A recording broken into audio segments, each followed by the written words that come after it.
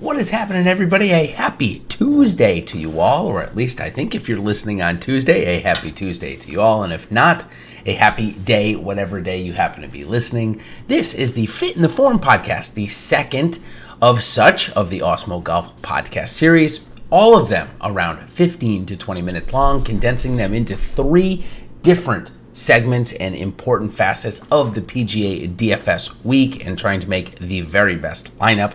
So again, this is the Fit in the Form podcast where I go over some of the most recent information. I go into recent form, I go into course history, and then I tie it all together and talk about the strokes gained information that we have, the most vital tool in trying to determine and predict how a golfer is going to do in a given week. So that's, of course, if you haven't been following me. Of course, if you still haven't been following me on Twitter, find me at DFSGolfer23. But I'm sure most of you listening have already found me. Great place to reach out to me, of course, if you have any questions. This podcast and each of our podcasts and audio video this month is sponsored by SuperDraft. The future of daily fantasy sports has arrived. Experience SuperDraft's exclusive game mode multiplier. Say goodbye to salary restrictions and hello to lineup freedom. This week, I got a bunch of my favorites back with Morikawa, Spieth, Cantlay, you name it. I get to use my fantasy sports knowledge to draft any player I want and build my very own dream team. Countless lineup possibilities let me experience daily fantasy sports the way I want to, the way you want to. SuperDraft right now offering contests for PGA, NASCAR, MMA, MLB, gonna be NBA coming up this week so you can enjoy the best of DFS all year round. Sign up for SuperDraft using promo code Awesemo10 and it's $10 free on your first deposit of 10 or more and $20 free on your first deposit of 100 or more. So go ahead and check it out in the App Store or play at superdraft.io. SuperDraft. No limits and more winning. All right, as I always do with this one, I quickly review the profile from the first cut article. I'll let you know that it's harder to hit fairways below 60% this week. 62% of the greens are hit, and right around that number for scrambling as well, the 61%. So on the easier side, if you do end up missing the green, which roughly on average, you're going to do about 28% of the time. And then once you're on the greens as well, very easy, very small at 4,500 square feet per green on average. Ball strikers have reigned supreme here the last couple of years. So let's find a couple of guys that might be doing pretty well with their ball striking. Or I should say for recent form, maybe we'll save the ball striking and the strokes gained information for after. So first, we're going to start with the recent form. So Bryson still leads with 4 top 10s since the return. So that's what I'm focusing on. Sorry, I should have back up and say that real quick. For recent form this week, I am focusing only on the last 7 weeks of competition. So Bryson still leads with 4 top 10s. Only Justin Thomas has more, 3 or more, so including Bryson, I should say. 14 others have 2, including Jason Day, Tony Finau, Colin Morikawa, Gary Woodland, Michael Thompson, Webb Simpson, J.T. Poston, who is, after coming back and having back-to-back top 10s, has tailed off a little bit here with a couple of mixed cuts in a row. Ty Hatton, who's only played twice and has 2 top 5s, and Daniel Berger, who's also tailed off a little bit since his fresh and fast start. Victor Hovland is the only golfer in the field with 5 top 25s. He actually missed his chance at his 6th in a row a couple of weeks ago at the Memorial, finishing outside of it. Xander Schauffele, Bryson DeChambeau, Bryson has 4 top 25s. Obviously, he has 4 top 10s. He has 4 top 25s. Then we've got Xander Schauffele, Patrick Reed, Abe Answer, Matt Wolff, Corey Connors, Tony Finau, Gary Woodland with 3 top 25s. I just mentioned Hatton in 2 starts has 2 top 5s. And lastly, before we move on, Paul Casey, Hideki Matsuyama, Matt Kuchar, Joel Damon, Eric Van Rooyen, Ricky Fowler, Scotty Scheffler, and last but definitely not least, Rory McIlroy, still searching for their first top 10 in the last 7 weeks. I'm going to go out and say we're going to get 2 or 3 of those guys to break that trend this week. All right, now let's turn our attention to course history.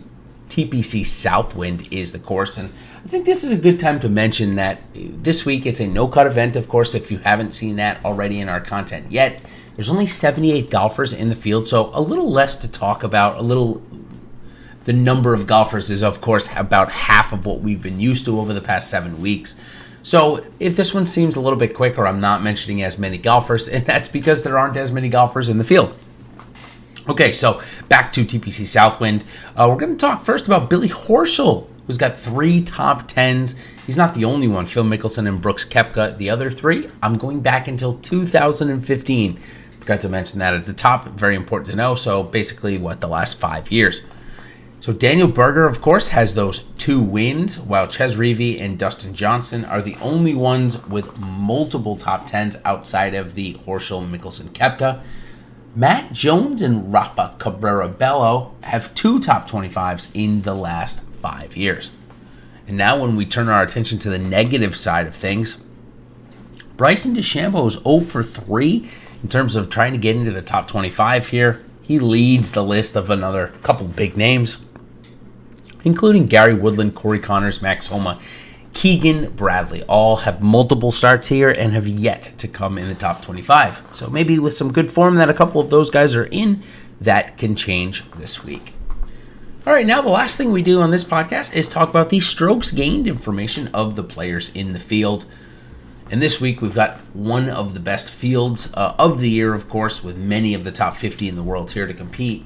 And that leaves our strokes gained total. We're looking for greater than 2, or the number of starts that a golfer has gained more than 2, or the percentage of starts that they've gained more than a stroke and a half. Rory McIlroy leads at 75% of his starts where he's gained at least 1.5 strokes gained total. Justin Thomas, Hideki Matsuyama, Webb Simpson, Patrick Cantlay, and Xander Schauffele have done it in at least 50% of their starts. Where in the last 6 weeks, Tony Finau, Justin Thomas, Xander Schauffele, Patrick Reed, and Matthew Wolff have all gained at least a stroke and a half total 3 different times. Now, when we take out putting and just go to tee to green, Rory McIlroy, of course, no surprise there, 70% of his starts, ending with at least 1.25 strokes gained. Paul Casey, Hideki Matsuyama, Justin Thomas, a couple of names we've already mentioned, and then a few we haven't.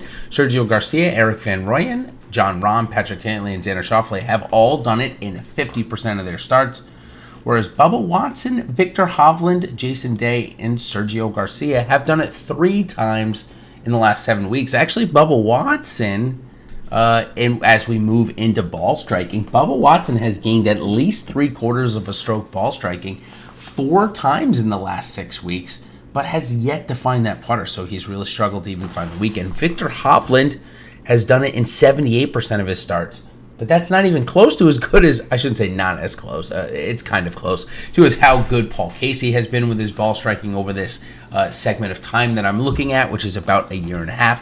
85% of his starts, he's gained at least 3/4 of a stroke ball striking. Crazy good consistency. Even last week, when he putted terribly, he still was able to accomplish that.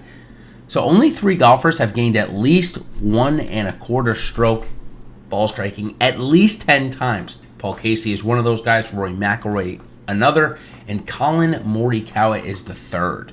Wow, crazy. Paul Casey and Victor Hovland, the only guys with at least 3 starts in the last 7 weeks that have finished with at least 3/4 of a stroke gain ball striking. So some guys definitely to pick up there, especially this week when ball striking reliance is so heavy on. Maybe taking a look at something like Paul Casey this week, coming off a miscut. We know his ball striking is in form. It's been a couple of blowups and a bad putting round last week. Luckily this week, he's not going to need as many birdies to keep up. The winning score should be somewhere in the mid-under teens, so somewhere around 13 or 14 under. He should easily be able to stay in contention there. Now when we move on to short game, it should just be called the Jordan Spieth category because basically nobody else is even close to as good as him. Got a couple of guys, though, that do average at least 1 strokes gain with their short game in 50% of their starts. Brand Snedeker, Webb Simpson, Christian Benzenhut is the ones that do it. Bernd Wiesberger also is 4 for 4 in this category, but he only has 4 starts that I have measured, so not too much we can read into there, although that is his statistical profile somewhat from the European Tour as well. In the last 6 weeks, Justin Thomas, Mackenzie Hughes, and Ty Hatton have all done it. The first 2 guys, Thomas and Hughes, have done it 3 times, where Hatton has done it in both of his starts. What I'm looking for there is at least 1 stroke gain. That's with the short game. Now we're going to move on to off the tee. And I'm looking at Cam Champ, Bubba Watson, and Rory McIlroy have all gained at least one stroke more than 10 times, whereas Watson and DeChambeau are the only two to gain a half a stroke in at least 3 starts in the last 6 weeks, whereas Justin Thomas, the only other guy to do it multiple times. He's done it twice. So certainly Bryson DeChambeau and Bubba Watson off the tee this week could certainly put themselves into good positions to score, certainly on a course that is 7,300 yards. It is certainly not overly long. Look at a couple of those guys that take advantage of that this week. However, I will say it seems as though that the average driving distance being around 290 yards, seems like there are not a ton of drivers being pulled out, so maybe not as much of an emphasis on distance this week as a combination of accuracy and distance, which is certainly how Daniel Berger got it done in his 2 wins here in 16 and 17. Now moving on to strokes gained on the approach, Colin Morikawa's statistical best mark. He is joined by Henrik Stenson and Hideki Matsuyama as the only guy to gain at least one stroke on the approaches 9 different times. Paul Casey, however, has been a little bit more consistent, gaining at least a half a stroke with his approaches 80% of his starts. Victor Hovland and Tony Finau have done it 3 times each in the last 6 weeks, whereas golfers like C.T. Pan and Joaquin Niemann and a bunch more have done it twice. Just an interesting name there with C.T. Pan, and of course Joaquin Niemann has been hot, or at times been hot, since the restart. Also, of course, don't have to worry about these golfers missing cuts this week. Last 2 that we have is around the green. Only 5 golfers in the field have gained at least a stroke at least 5 times, and that's Keegan Bradley, Byung-Hyun An, Jordan Spieth, no surprise, Brandt Snedeker, and Mackenzie Hughes. We don't have many golfers that have done that in the last 5 weeks. There's just a couple, at least, that are playing in this field. But more importantly, as we look at putting this week, first we're going to look at gaining more than 1 1/4 stroke. These are guys that are getting very hot with their putter. Spieth has done it 9 times. Billy Horschel 7, Kevin Na 6, Patrick Reed, Sungjae Im, and Matt Kuchar have all done it 5 times. And but when we look at in terms of the last 6 weeks, we've got Matt Fitzpatrick, Mackenzie Hughes, and Matthew Wolff have done it at least 3 times, whereas Bryson DeChambeau, Kevin Na, and Ty Hatton have done it multiple times. That is gaining at least a 1/4 of a stroke on the field in putting. So definitely want to look at guys that can get hot with the putter in these type of events. DraftKings points, of course, matters tremendously, and with them playing with every golfer, as long as there's no withdrawals, playing all 4 rounds, of course, you're going to need to be able to sink some putts. We have seen the winners heavily rely on their ball striking, but that doesn't necessarily mean you can't get it around with only 60% or less of the fairways hit. Guys that maybe aren't striking the ball perfectly well off the tee could get by with a bad off the tee game if they have a good approach game and a good around the green and on the green game, of course. So it is a course that you can get away with a little bit off the tee. So maybe as you're searching, of course, if you're looking for more strokes gained information and the data set that I have, check out the article that I wrote. I attached the Google sheet to it where I give you all of this information. Maybe you can look at a couple of guys that have only been gaining, say, a 1/4 of a stroke or a little bit off the tee, because, again, you aren't going to need that tremendously, and there won't be a ton of opportunities for guys that are bombing the ball to gain strokes off the tee. So just wanted to make a couple of notes there.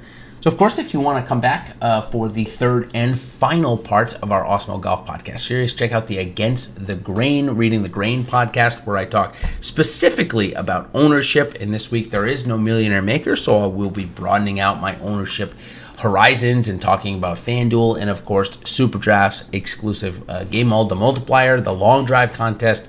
So I'll be getting into all of that tomorrow night, which for me is going to be Tuesday evening, and you'll probably either catch it Tuesday evening or a Wednesday morning. So until then, everybody, check out, of course, Ben Raza and Timothy Frank's PGA DFS strategy show. That is on Tuesday at 2:30 Eastern Standard Time. So thanks, everybody, for joining again. If you're looking to get in contact with me, Twitter or, of course, the Slack chat internally, the Awesemo Slack chat for members only. If you're not already a member, a great time to join. We have a fantastic 7 weeks of golf coming up from this week, the FedEx St. Jude, to next week's major, to the end of the 7 weeks, getting the United States Open at Winged Foot, or the United States Invitational, I guess we'll call it this year. So a great stretch of golf. No better time to jump in and come on to the premium side of things. Only $8.95 for each week and $29.99 for the month. Come and check that out. Of course, we've got a bunch of deals going on like Restart right now. You'll be able to get 50% off of an all-exclusive monthly pass. That includes all of the sports: PGA, MMA, NASCAR, NBA coming back this week, MLB. I mean, so much going on. It's a great value. So if you're not already a member, a great time to do so. So thanks again, everybody, for listening. And I hope to see you back again for the Reading the Grain podcast. And until then, everybody, we'll see you on the other side. Cheers.